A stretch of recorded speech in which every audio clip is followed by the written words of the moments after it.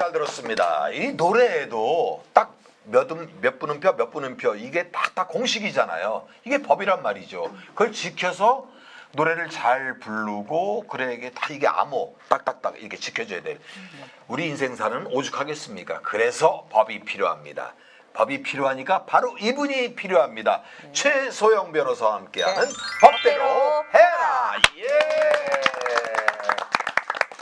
자, 오늘은 또 어떤 사연을 가지고 함께하시겠습니까?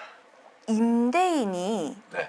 보증금을 안 돌려주는 거예요. 오. 그래서 소송을 해서 이겼어요. 네. 그런데 그래도 계속 안 주니까 임차인이 그냥 계속 살았거든요. 네.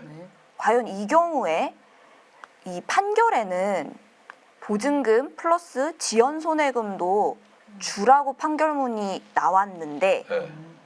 그런데도 불구하고 임대인이 계속 돈을 안 주니까 임차인이 그 집에서 계속 살았단 말이에요. 네. 실제로 이 보증금만 돌려주면 될까요? 아니면 지연 손해금까지 판결문 받은 대로 다 챙겨줘야 될까요? 지연금 손해배상 다 청구해도 받을 수 있어요. 그거는. 왜냐 승소를 했으니까. 네. 승소했기 때문에. 승소했던 판결문이 있기 때문에 충분히 받을 수 있어요. 손해배상까지. 네. 안 나가시고 사실이 현명하신 거예요. 그게. 우리 이혜성 가수님하고 같은 의견인데요. 네. 지연 손해금은 그 비록 그 집에 살고 있었다 하더라도 이사간 이후에 다른 계획이 있었는데 그걸 하지 못한 거니까 지연 손해금도 받아야 되지 않을까 그렇게 생각합니다. 네. 저는 그 받을 수 있다라고 생각을 해요. 저도. 네. 왜? 그 지연 손해배상금은 모든 게 이자고 다 포함이 되어 있기 때문에 임차인이기 때문에 받을 수 있다. 저는 그렇게 생각합니다. 또 다른 의견 있어요? 아니 다른 얘기는 없지만 모든 권한이 일단 승소가 돼서 넘어갔잖아요. 넘어갔고 이쪽 건물 주인에 대해서는 자기가 할 도리를 못했기 때문에 모든 거에 대한 프로테지는 다 100% 그쪽 임차인에게 돌아가지 않나 이렇게 생각을 합니다. 그러면 만약에 판결을 받지 않았다고 한다면 보증금을 돌려주지 않고 계약은 끝났어요. 근데 임대인이 안 주니까 임차인도 계속 살았어요. 소송은 하지 않았어요. 그럼 이 경우에도 보증금만 받을 수 있을까요? 아니면 보증금에 플러스 지연 손해금을 받을 수 있을까요? 보증금만 받을 수 있을 것 같아요. 그 경우는. 소송도 안 하고 그냥 승소해서 이기지 않았으니까. 근데 법적으로 가지 않았으니까 지연 손해금이라는 건 없고 그냥 보증금만. 네. 그거 외에는 받을 수가 없을 것 같아요. 다른 분 의견. 뭐 더 살고 싶은 의향이 있었기 때문에 뭐 소송도 안 하고 그대로 살고 있었기 때문에 우리 이 가수님처럼 말씀이 맞는 것 같아요. 자, 우리 관장님은 지연 손해금이라는 말 자체가 법률 용어잖아요. 그런데 그러니까 소송까지 가지 않았다고 했을 경우에는 그 원금은 받되 살고 있는 기간 동안에 그 지연 손해금에 해당되는 만큼의 삶이 있었기 때문에 그것이 혹시 상쇄되는 것이 아닌가. 저도 그렇게 생각해서 그것도 지연 손해금은 받지 못한다고 생각합니다. 네. 자기가 살고 있는 기간 외적이잖아요. 외적이니까 그 어떤 법이나 자기 이행에 대한 그 대가를 어떻게 요구를 하진 않았으니까 그냥 삶의 연장이 되지 않나 이런 생각을 저는 해봅니다. 그러면 그거에 대한 보증금 외적인 금액은 돌려받을 수가 없다 저는 그렇게 생각을 합니다. 자, 그러면 저 변호사님, 그 법정 그 소송에서 그 승소를 했든 법적으로 고소를 안 했던 판결이 똑같나요? 아니면 다른가요?